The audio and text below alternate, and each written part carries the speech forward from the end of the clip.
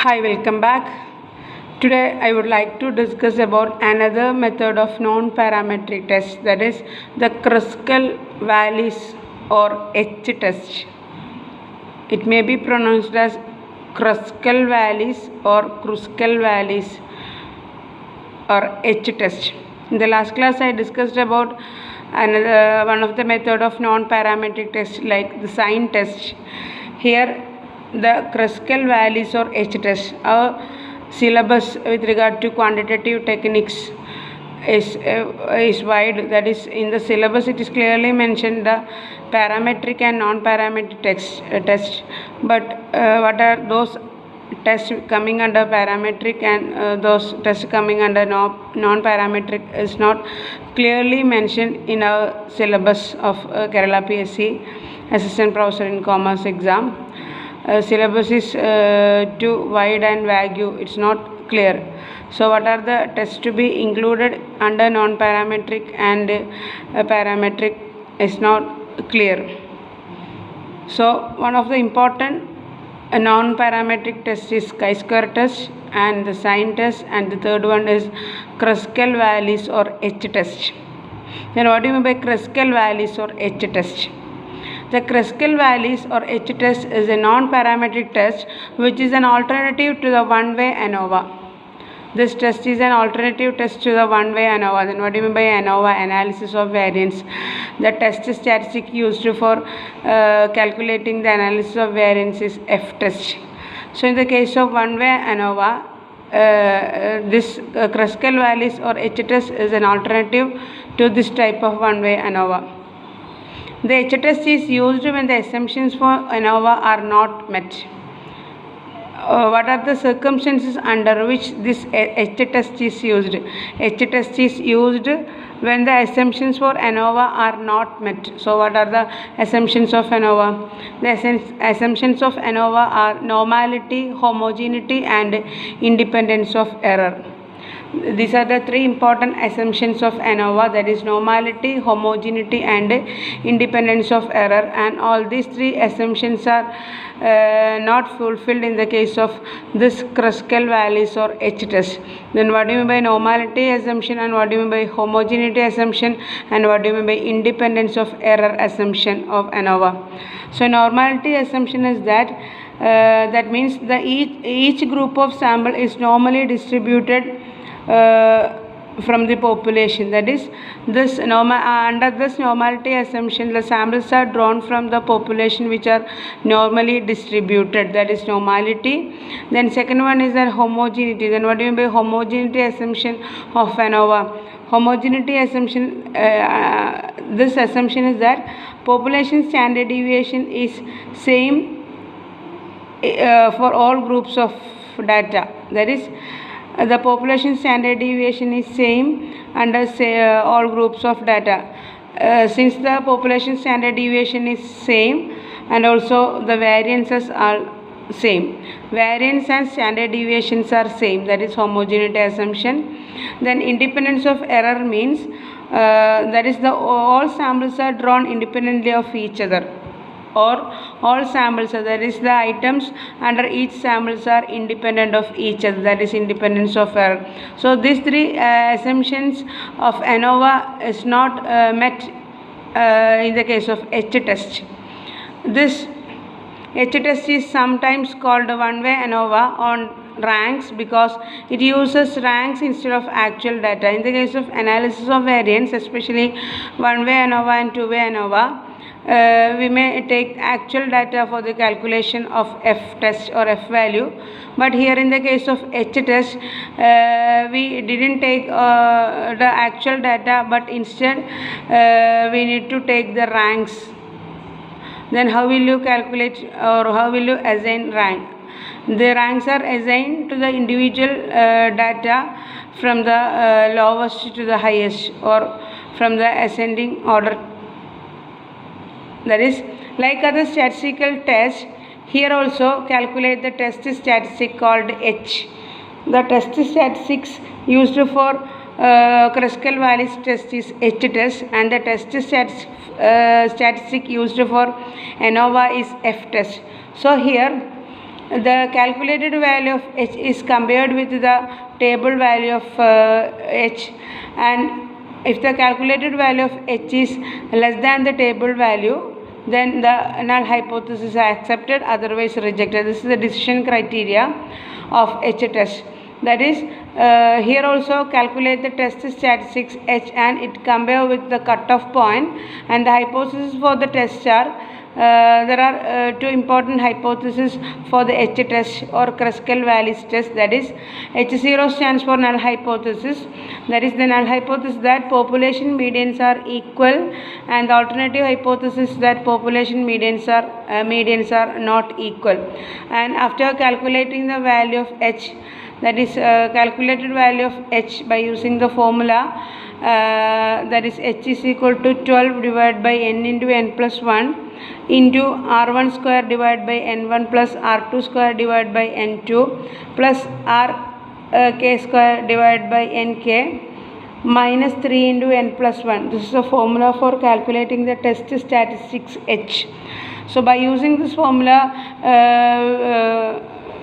we got the calculated value of H, and this H value is compared with the table value at 5% level of significance, and if the calculated value of H is less than the table value, we may accept the null hypothesis, that is the population medians are equal. Otherwise, if the calculated value is more than the table value, the null hypothesis is rejected, that is the population medians are not equal.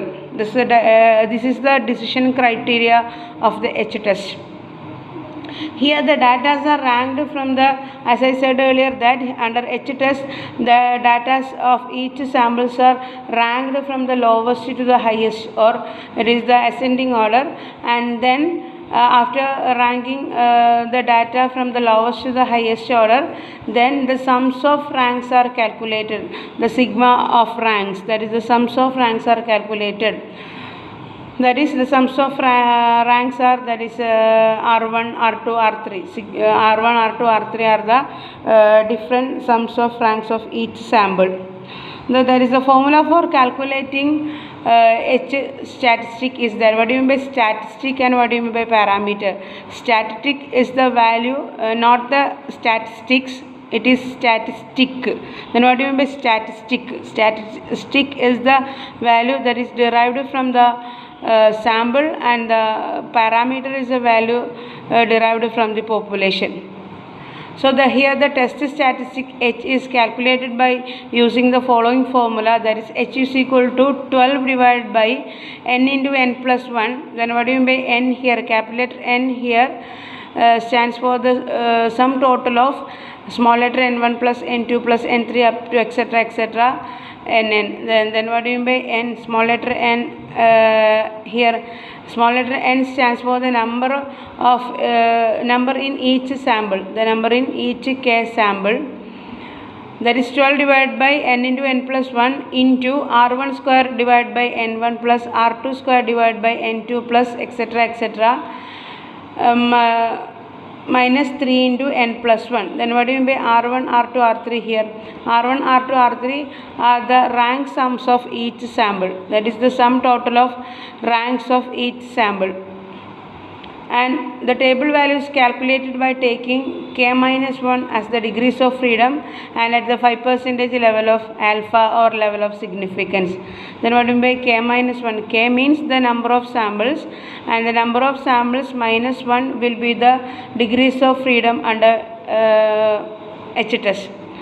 So for your easy identification of H test, I would like to note a simple problem. That's not a problem, simple question. That is, here we have three samples, sample 1, sample 2 and sample 3, and each sample consists of different items. Sample 1 consists of 80, 83, 79, 85, 90, 68. These are the items in the sample 1. And the sample 2 consists of different items like 82, 84, 60, 72, 86, 79, 91. And also sample 3 consists of different items like 93, 65, 77, 78 and 88. So by using this question, how will you arrive at the value of H test? So for calculating the value of H test, we need to convert this individual values into ranks. Instead of taking actual data or numerical value under H test, we need to take the ranks. Then how the ranks are assigned? Ranks are assigned from the lowest to the highest. So these are the individual values in the question: 80, 83, 79, 85, 90, 68 under sample 1, and these are the values of item under sample 2, and these are the values of item under sample 3. So we have number of values coming under different samples. So write down all these values in a vertical format under first column, that is values column. So here under values column, write these values in a vertical format, like from the lowest to the highest. From the lowest to the highest, it will be written under the values column. So which value is the lowest among these among these different values? That is 60 is the lowest value. From 60 to the highest value, it will be written vertically under values column, that is 60, 65, 67, 68, 72, goes on continuing up to 93. So 93 is the biggest value in this item. Then next column, under ranks column, we need to assign ranks according to the values in under values column. So smallest value got first rank, and then second smallest value got second rank, up to the biggest value got the last rank. So in this question, the smallest value is 60. So 60 got first rank, 65 got second rank, and goes on continuing up to 93. 93 got 18 ranks. That is, there are altogether 18 different values in these three samples. 18 values, that is 80, 83, 79, 85, 90, 68, 82 plus. So all values കൂടി add ചെയ്യുമ്പോൾ total together 18 values ഉണ്ട്. 18 number of values മൂന്ന് സാമ്പിളിൻ്റെ അകത്തായിട്ടുണ്ട്. അപ്പോൾ 18 ranks നമ്മുടെ കയ്യിലുണ്ടാവും. അപ്പോൾ ranks assign ചെയ്യുമ്പോൾ നമ്മൾ ചെയ്യേണ്ടതെന്ന് വെച്ച് കഴിഞ്ഞാൽ ഏറ്റവും ലോവസ്റ്റ് വാല്യൂവിന് ഹയസ്റ്റ് റാങ്കും ഏറ്റവും ബിഗ്ഗസ്റ്റ് വാല്യൂവിന് ലോവസ്റ്റ് റാങ്കും അസൈൻ ചെയ്ത് കൊടുക്കുക. അപ്പോൾ ഫസ്റ്റ് കോളം വാല്യൂസിൻ്റെ കോളത്തിൽ ഈ 18 വാല്യൂസും അസെൻഡിങ് ഓർഡറിൽ അല്ലെങ്കിൽ from the lowest to the highest rearrange ചെയ്ത് വെർട്ടിക്കൽ ഫോമാറ്റിൽ എഴുതാം. ദെൻ റാങ്ക്സിൻ്റെ കോളത്തിൽ ഈ ഫസ്റ്റ് കോളത്തിൽ അറേഞ്ച് ചെയ്ത വാല്യൂവിനെ from the first rank to the last rank വരെ റാങ്ക് അസൈൻ ചെയ്ത് കൊടുക്കാം. ദെൻ നെക്സ്റ്റ് വരുന്ന മൂന്ന് column ranks of sample 1, ranks of sample 2, ranks of sample 3 എന്നാണ്. അപ്പോൾ റാങ്ക്സ് ഓഫ് സാമ്പിൾ 1 എന്ന് പറയുമ്പോൾ സാമ്പിൾ 1-ൽ we have 1, 2, 3, 4, 5, 6 items. So these 6 items, that is 80, 83, 79, 85, 90, 68 are the different items under sample number 1.